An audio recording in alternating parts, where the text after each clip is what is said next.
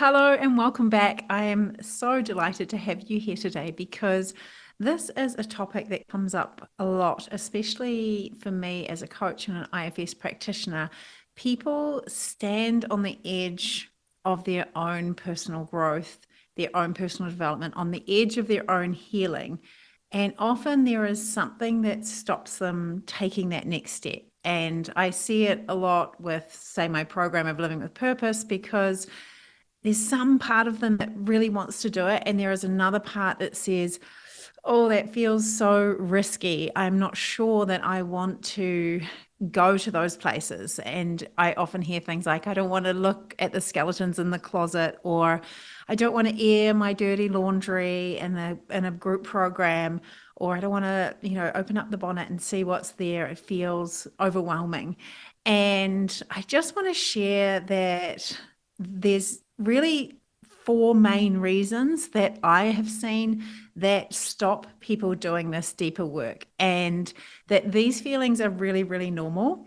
And ironically, there is a big sense of relief when we actually do come into a program and feel the safety to do the deeper work and realize that some of the things that we had in our head about ourselves personally, sometimes we feel like, oh, I'm the only one who has had a past like this, or I'm the only one with these really ugly, bad parts of myself that I feel ashamed of. And before we dive in, I just want to assure you, from working with hundreds and hundreds of people, that we all have these parts of ourselves that are maybe we don't feel proud of, or maybe were painful, or we felt shame about, or we're not the way that it looks. Like, the way that life looks on the outside was not maybe how it was for us. Like, very rarely are we the Ned Flanders family where everything looks perfect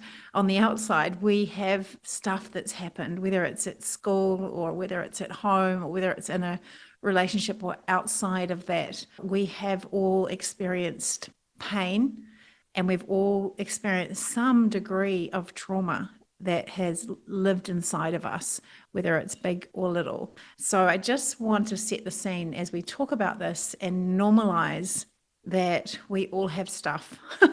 And some of us even don't see our own stuff. And I know for me, it took me really until I was 40 to acknowledge that my past has had an experience on shaping me, and that I really needed to do some work on it.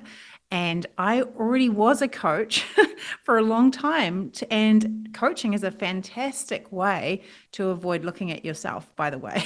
And at certain times, it's a great way to look at some stuff, but it's also quite easy to avoid some of the deeper stuff. So I came to a place where I actually, my first experience was doing equine therapy at Gwangana, and I really started to open up this whole piece about my past that I had glossed over, that I didn't want to go to.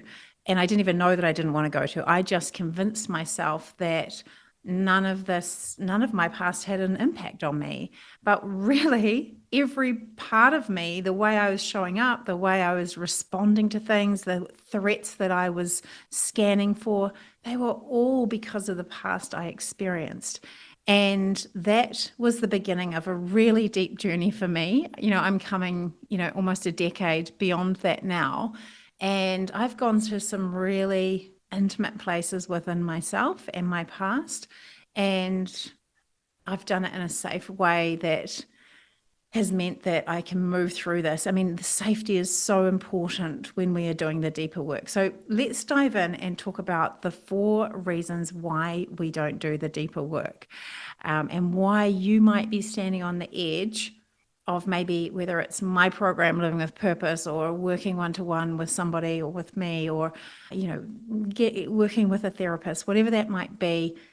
Some of these might come to life for you, and I'm going to ask a few questions of you as we go. So the first one is, we are afraid to feel the discomfort or pain from our past.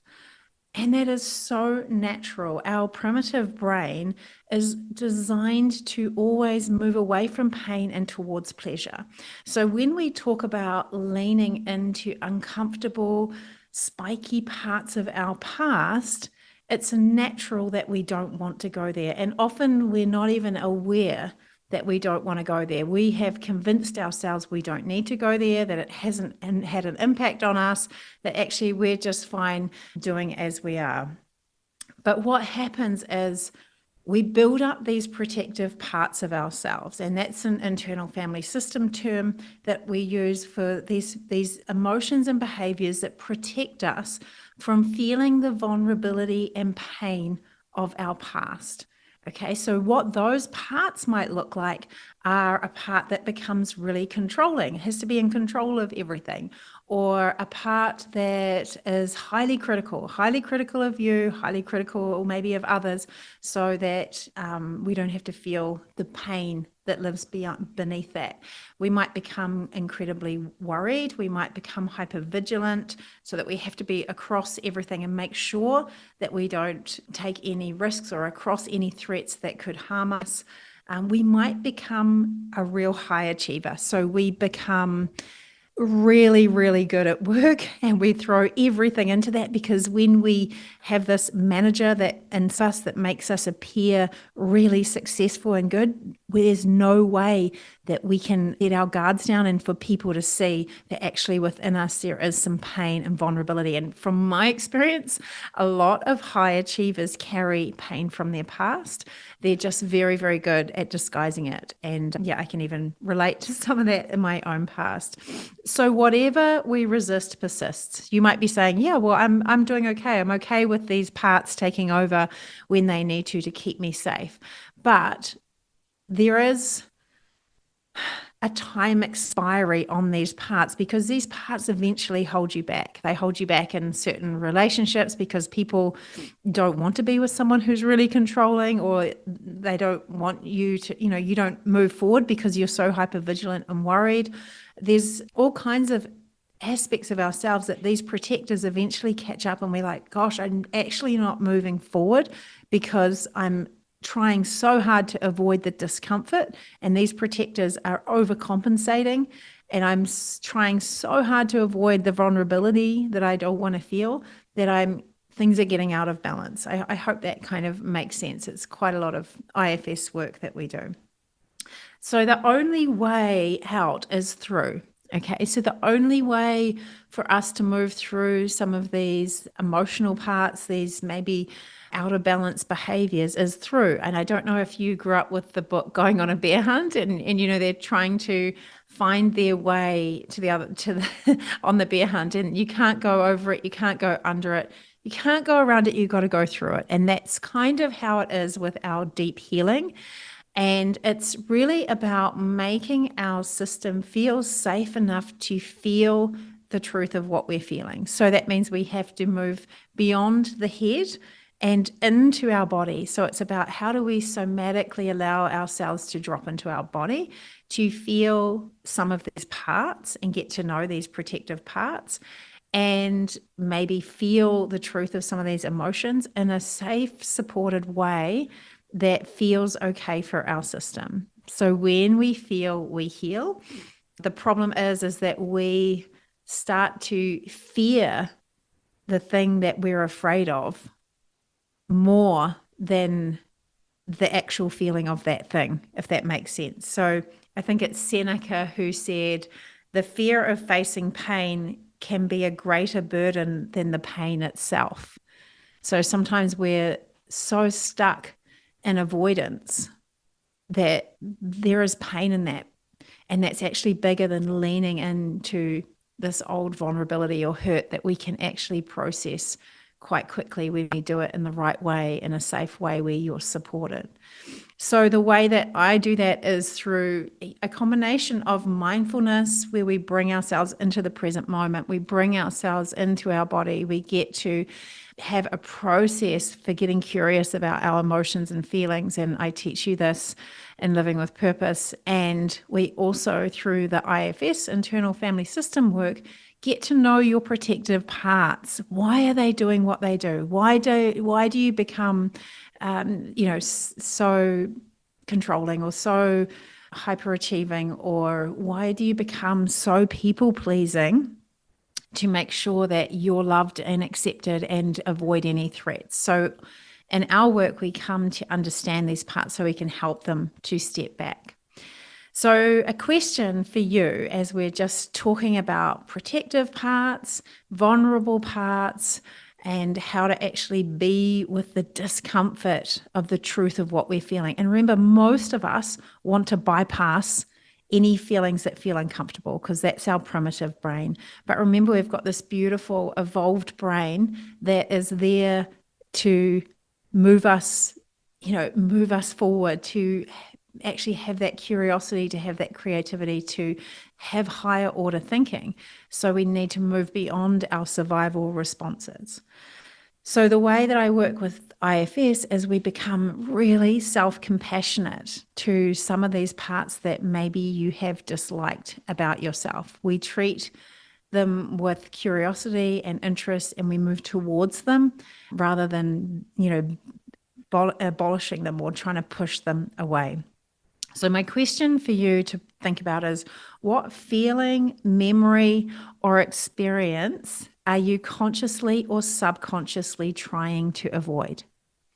Okay, so maybe it's the thing that keeps you moving all the time. It's like, I don't want to feel that. I'm going to eat, I'm going to drink, I'm going to scroll, I'm going to do anything that I don't want to feel. And that might be, I don't want to feel the truth of my aloneness. I don't want to feel the truth of feeling unloved. I don't want to feel the truth of feeling rejected. Okay, so these are just some of the things, but for you, just see what comes up from that question. What feeling, memory, or experience are you subconsciously or consciously trying to avoid? Okay, so it needs a little bit of deeper work to come through some of this. So what else stops us from doing the deeper work and leaning in?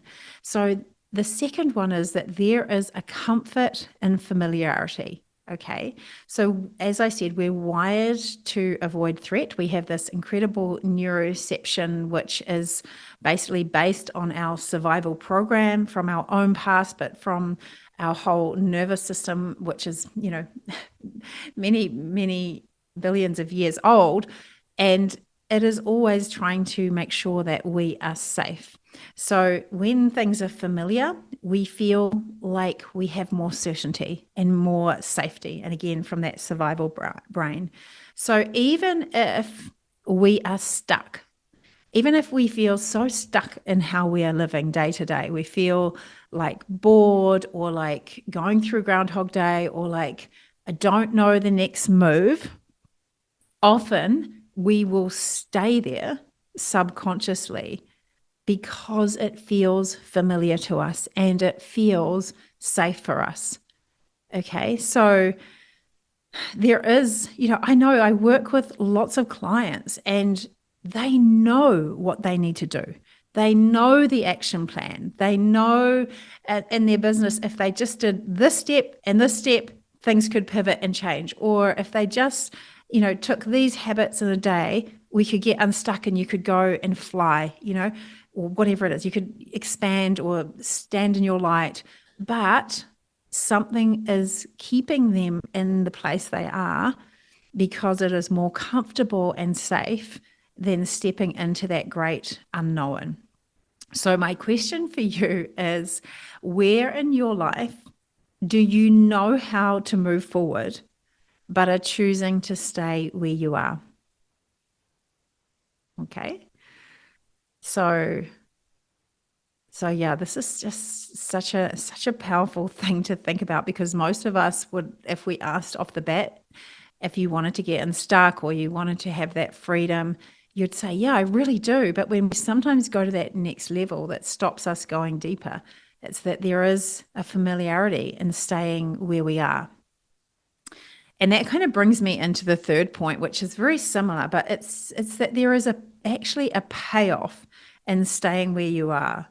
And that's another reason that people don't do the deeper healing work, is that these unhealthy behaviors and emotional responses are serving us in some way.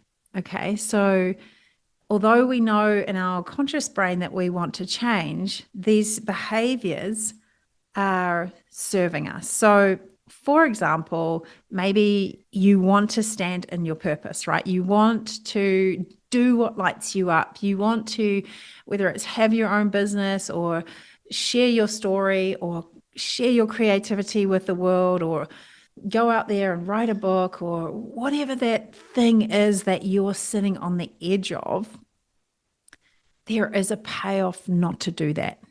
Okay, because all of those things I'm inviting you to do are risky. They're risky for your nervous system. They risk potential failure and judgment. They risk being seen. They risk being vulnerable. These are all things that our nervous system don't want you to do.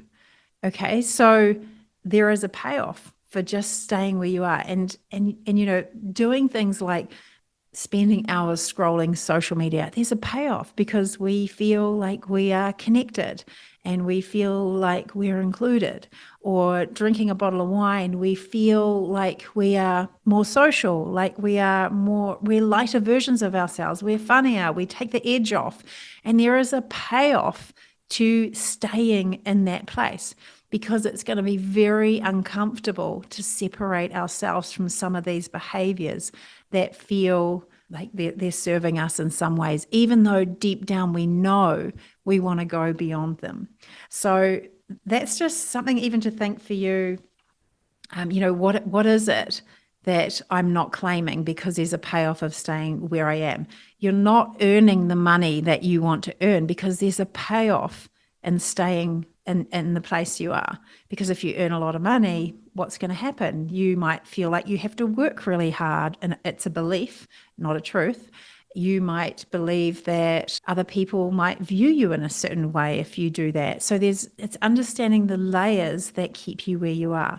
Maybe, if you become really well and healthy, people won't give you the same attention or love, or that they might not need, you might not feel needed in the way you are. So this is something to really think about, why we don't move forward and do our healing work and be the best version of ourselves is because there is a payoff in staying where you are. And I really love the quote from Marianne Williamson, which I often share in Living with Purpose. And I won't share the whole thing, but it's that our deepest fear is not that we are inadequate. Our deepest fear is that we are powerful beyond measure. It is our light, not our darkness, that most frightens us. Okay, so just really thinking and letting that land for you. What is it about standing in your light that frightens you? Because standing in your light is so much more frightening than hiding in the dark when our nervous system thinks about it. But when our evolved brain thinks about it, we can really bring it on board and go, yeah, I want to stand in my light, but what's stopping me is all of those things that make me afraid of it. And some of those are from old stories and old beliefs and things in our past where we didn't feel safe. So my question for that one is, what is the payoff for staying where you are? Okay, in some aspect of your life, what is the payoff for staying where you are? Whether it's around money, whether it's around your career, whether it is, around your health, there is a payoff that is keeping you where you are. And, one of the reasons that we really work a lot on regulating your nervous system is that to be able to move beyond those things that feel safe and familiar and have a payoff, our nervous system has to feel safe. And that's why I do so much work as a group, and we do co-working. And we do like a group coaching. I also do co-working with my membership each week. But the reason that we come together for group coaching is because it helps to co-regulate our system when we create a safe space. And when we feel regulated and co-regulated, our nervous system can do those things that are more risky. They stand in your light to, claim what is yours, to bring in the money, to stand on the stage, to speak your truth, whatever that is for you. We need that regulation to do that. So number 4, I hope you've written down some answers to that payoff about staying where you are. Number 4 is we don't feel worthy of working on ourselves. Okay, so you might be standing there going, why would I invest in this course in myself? Or why would I invest in working one-to-one with a coach or therapist? Because that's so much to invest in myself. This comes up a lot for people, whereas, they happily book a holiday somewhere or, a weekend away that often costs more. But something about investing purely for yourself can bring up a lot of things for people, especially when it comes to doing the deeper work on ourselves.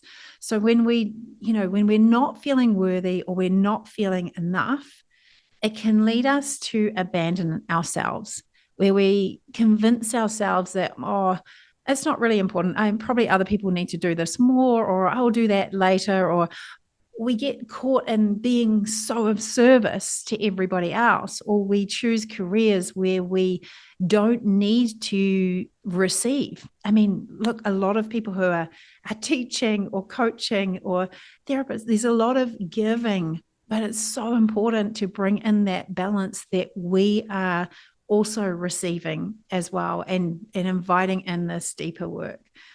So I know for me growing up, I was definitely the responsible one, and I was all about looking after everybody else, looking after the family dynamic, and, being the one who could take charge of everything. And when you take on a role like that as a child, it often means that you abandon your own needs. And you might have heard the term parentified child, where you become like a parent as a child. And some of you might have had to do that based on your experience in the home. If there was maybe there was one child who needed a lot of attention, or there was trouble going on with a sibling, or there was chaos at home, or there was addiction, or all of the things that make us believe that we have to be the parent. We often abandon ourselves and our needs in that process because we become so fixated on looking after everyone and everything else for our own survival. So when I'm talking about doing the deeper work, this can feel confronting for people who have not been in this vulnerable position of really truly looking at themselves. And, it took me a long time to really do that work for myself. And, whether it's a parentified child or the people pleaser, where you want that approval from everybody and you will bend over backwards to make sure that everybody is happy and there's no conflict. That's another role that we play, where we don't claim what we truly and honestly need for ourselves. So that can avoid us leaning in and claiming the deeper healing work and personal development and therapy that we might need.